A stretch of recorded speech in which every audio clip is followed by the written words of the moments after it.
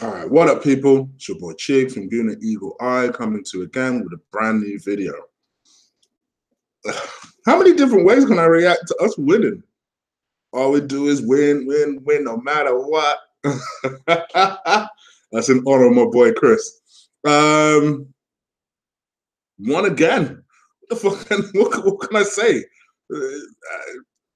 This feeling never gets old. It never gets old. Arsenal have won again to make it 11 back-to-back consecutive, back-to-back consecutive wins in a row, beating Sporting Lisbon 1-0. And to be perfectly honest, it was a boring game. It was a dull game in a lot of ways. In some ways, I was particularly intrigued by it, though, because, you know, the first half we didn't play that well. So we were just going through the motions, I guess, and it's not really a lot was happening. You can kind of tell the way, and this video in particular won't be very long because there just wasn't a lot that happened. You can kind of tell by the way that the game played out by the starting lineup in a way. The starting lineup, Emre went with Leno in goal, Granit Xhaka as a left back, which was like, okay. And I know he played all right on Monday there. I didn't know Emre was going to go with that again.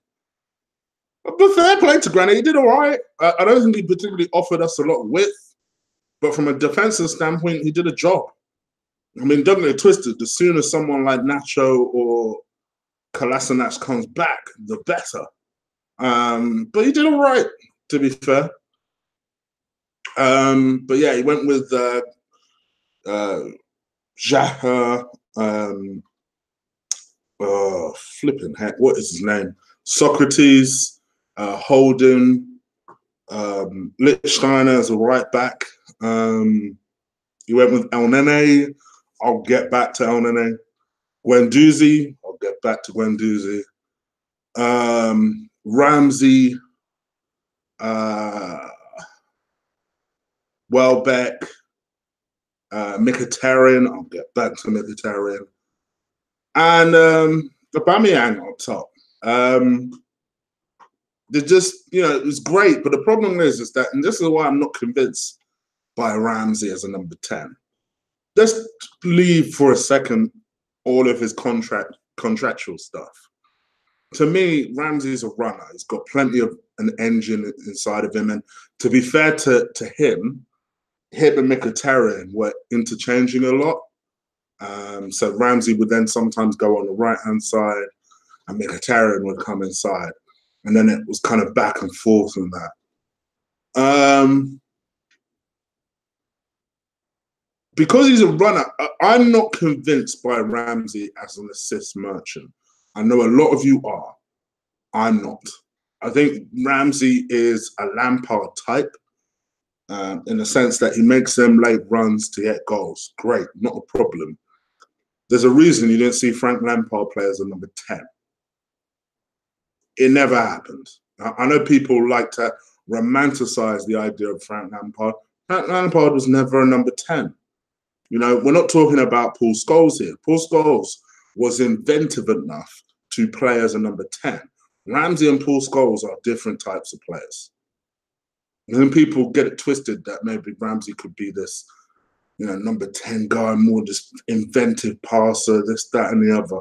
He ain't. He's someone with bags of energy, can run for days, has an eye for goal, and that's pretty much that. Don't get it twisted. A good pass to the ball, but he's not someone who's. We're not talking about someone who's a Mesut Ozil, you know. So that's why whenever I see him as number 10, I get a bit like, because I just don't think he should be the focal point of our inventive play. And I think when you do that, that's when you get the first half that we do. Speaking of lack of invention, Mkhitaryan. But I'm losing hope with you, man. I'll be honest. For all of the improvements that we are making as a team, For some reason, and I said this to Stel, because you guys know, long-term subscribers of this channel will know, Stel's been a massive critic of fucking Mkhitaryan since Mkhitaryan was a United player. And I see why. I see why. I said it on Colin's channel a few months ago. I've not been overly impressed with him since the debut game, to be honest. I've not been that impressed with him. He's gone under the radar because of the stuff that we were going through last year and the good feelings that we've been going through this year. And listen, it sounds like I'm taking a fucking shit all over the fact that we just won 11 in a row. I'm aware of the way I sound. Believe me, I'm happy. I guess I just want more from him. I've not completely written him off. How can you when you're having a season the way that we're having at the moment? I'm not at the point where I'm writing him off. Let me repeat that because people seem to hear what the fuck they want to hear whenever I do one of these videos. I'm not completely writing the kid off. But to me, you're 29, 30, bruh, if we're not seeing it by now, maybe you don't have it. I want him to do well, but you don't deserve a starting place at the moment. We started 2 games in a row. One of them, at least, you were in your favoured position. You're not producing. So why exactly should you be starting? What, because you're friends with Aubameyang? Nah. Anyway, and then, I thought, Xhaka did well. I thought Socrates did well. Guendouzi, let's go into something positive. That kid has it, man. He has it. You can see why Ozil rates him as the best young player at Arsenal. He has it. He is an absolute gem. To me, when you're not asking him to play this defensive midfielder role because it's a waste of his talent, when you're asking him to create and do something, the man shines. And I tell you what, he's turning into a man before our very eyes. And, someone like Granit Xhaka, don't get me wrong, Granit Xhaka's played all right this season. If I'm him, I'm sweating a little bit because this kid is going to start breathing down his neck. Remember, this is his first season. Let his first season come and go. And tell me this kid ain't going to be breathing down Granit's neck next season. And that's what we want, competition for places. But all in all, I said this fucking video won't go on and he's been rabbiting. But let me start to wrap this up. To me, I thought the performance was all right. Other than Guendouzi and Socrates and Leno at times. It was what it was. There wasn't a lot of invention there. We stuck at it, plugged away, was always confident we'd get a goal. I think I tweeted about 5 minutes before the goal. I felt like a goal was coming. Like I felt like a goal was coming because we were plugging away. And fair fucking play to Welbeck. Welbeck is another one, by the way, who I thought worked hard all game and deserved his goal. Well taken finish for Welbeck as well. Well taken goal. Linked up with Aubameyang. It kind of was a bit lucky the way it ended up with Welbeck. And then Welbeck, fair fucking play, recovered the ball. Just bore down and goal on the right, towards the right-hand side and just finished it. Fucking gave the sort of finish that Lukaku would be jealous of. And you got to give it up for him, man. My man, I'll tell you what, I'm starting to change my mind on Wells, We might need to offer this kid a contract, I don't mind Welbeck being that kind of third striker, that kind of backup workhorse type of striker. I don't mind it, If we decide to offer him a new contract, I'm all for it.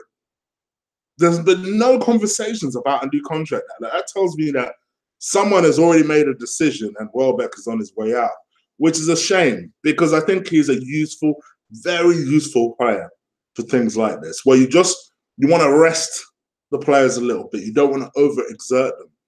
And he scored his goal, and then literally about 30 seconds later, he came off and Lacazette came on, which is the way you kind of want to do it. But fair play to Welbeck. Well taken goal. And that's that. On to the next one. Crystal Palace. You guys know I said this in my last video. To me, this is the one I'm a little bit worried about. This is the one that I think will be a tight game. And this is the one where we never do well on Crystal Palace. But the way we're playing at the moment, 11 in a row, baby. On to the next one. Let's go to Selhurst Park and blaze these South London fuckers. Being a North London guy, you know I'm not on them South London man. I'm not on them. I'm not on that movement. Fuck them. Let me not start beef. I'm joking. Anyway, you people, let me know what you think. Leave it in the comments below. If you like this video, crush, destroy, drop kick that shit out of that like button. I appreciate every time you guys do that. I will be doing a live show with some guests some point this weekend. It'll either be my preview, but it'll be most likely my review for that Palace game. So that review for that Palace game will be on Sunday. I will announce it on Twitter who I'll have on the show. To follow me on Twitter, do look in the description below. It's at Colossal Chig. That's at Colossal Chig. Guna Eagle I1 on Instagram. I don't plug that enough. And a big shout out to the FNX network, who also do a lot for the show and just get a lot of exposure and eyes and ears on the show. And that's pretty much it from me, guys. So I'm out of here. I'll be doing the player ratings for this game tomorrow. And then I'll be doing the preview for Palace on Saturday. And then the review for the game on Sunday. So I told you, every day this week. I'm fucking hitting it every day this week. So I hope you guys won't be sick of me. But I'm out of here, people. Take care.